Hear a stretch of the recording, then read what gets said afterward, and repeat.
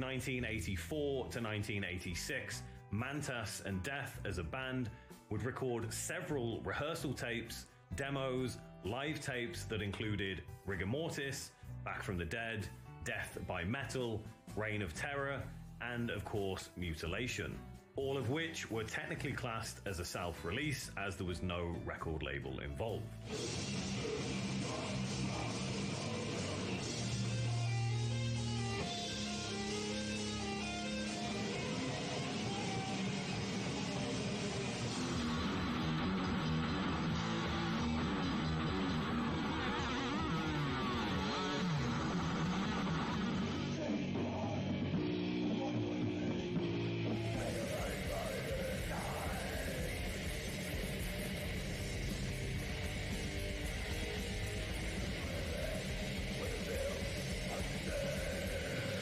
It's also important to point out that Death had a different vocalist in the beginning, Cam Lee, who also played drums on some of these recordings. However, by the time Death released their 1985 demo, Back from the Dead, in October of that year, Chuck had taken over vocals permanently as Cam was no longer in the band. I was lucky to start playing guitar in the 80s when so many great players were around to inspire me, like Yngwie Malmsteen, Van Halen, and especially Dave Murray and Adrian Smith of Iron Maiden.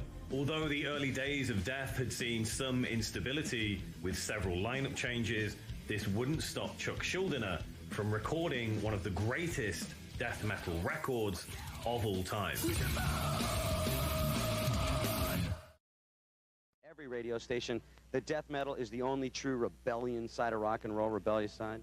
I think it's just going to be like how Metallica was. I remember when Metallica was like the Outcast type of music, type of band.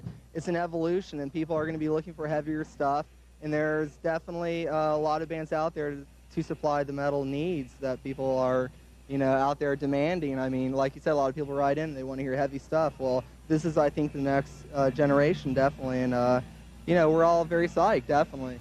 Scream Bloody Gore, the first studio album to be released by Death on the 25th of May 1987, is considered by many to be the first real death metal record, and was written entirely by Chuck Schuldiner.